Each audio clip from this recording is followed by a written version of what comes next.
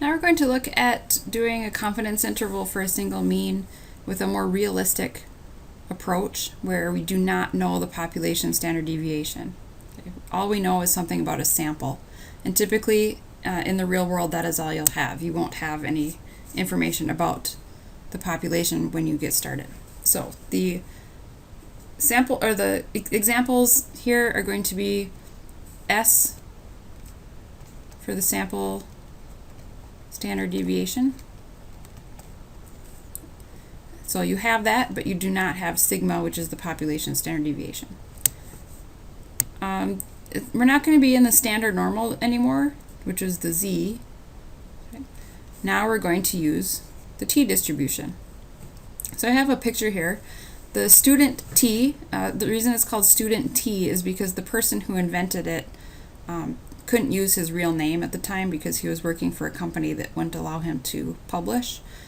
So he used a pseudonym, student, and that's why it's called student T. So anyway, the T distribution you can see is in red, and the Z distribution we've been working with is in blue. So you can see the T is just a little bit lower in the middle, and it has thicker tails. And what that means is that you're going to have to be further away from the mean in order to say it's significantly different.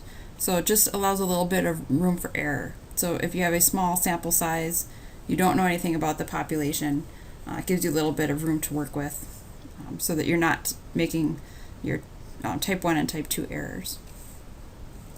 So the equation, it looks very similar to Z, so I'll just put that here.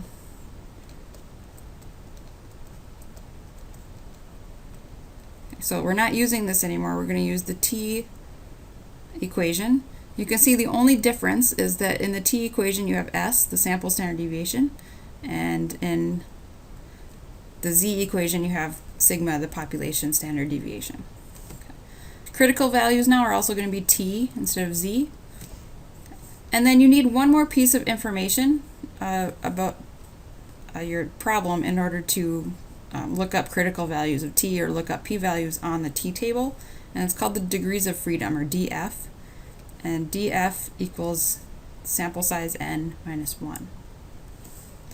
And the reason that you need that is because the T distribution can change depending on the sample size.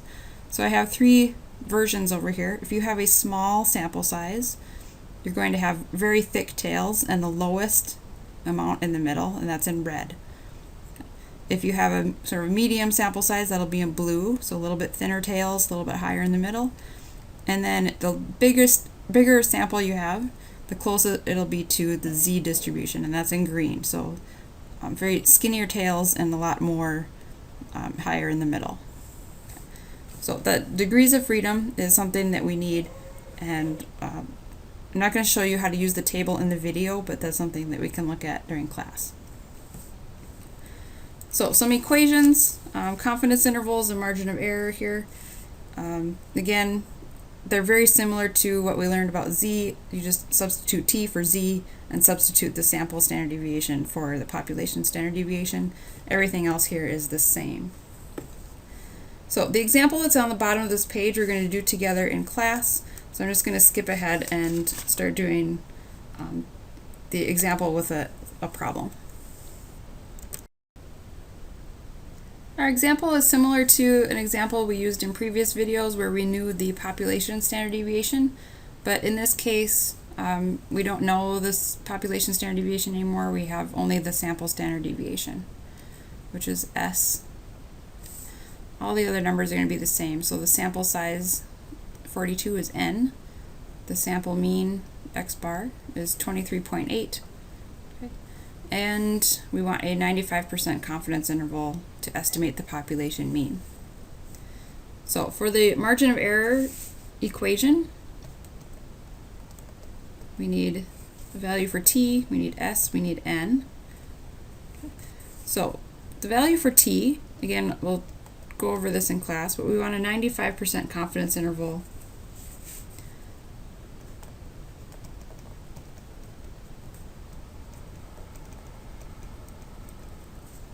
so alpha over 2 would be 0.025, and we need degrees of freedom which is n minus 1.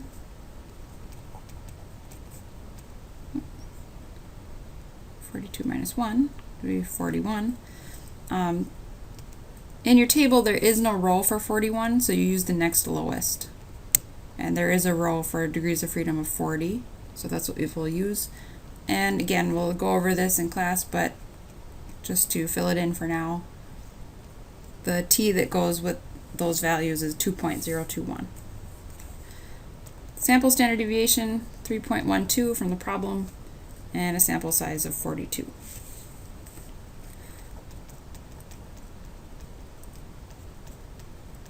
So we can plug some numbers in. We have 2.021 for t, 3.12 for s, square root of 42, and all that calculated out is 0.973. So construct the confidence interval. The sample mean 23.8 plus or minus the margin of error. So if we subtract first, 23.8 minus 0.973, 22.827, and 23.8 plus 0.973 give you 24.773. So there's our confidence interval. Again, that's kind of a long way, plugging in numbers in an equation. Your calculator will do most of the work for you. So let's take a look at how to do that. So in your calculator, we have a function, so in your stat menu under tests. Now we're into the t's. Remember, if you know the population standard deviation, you're using z. If you only know the sample standard deviation, you're using t. And this is a t-interval.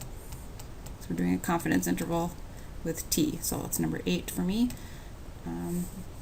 Again, if you had a list of numbers that you would put into a list, you would use data. If you're just given some statistics in the problem, you use stats. The sample mean, 23.8. Sample standard deviation, we had 3.12. Sample size 42. The confidence level is given to us in the problem, 95% is 0.95. And calculate. And there's our values, 22.828 and 24.772. It's off only in the thousands place, so we don't have to worry too much about that. Again, the calculator is more accurate because it can use more decimal places and doesn't round until you get to the end.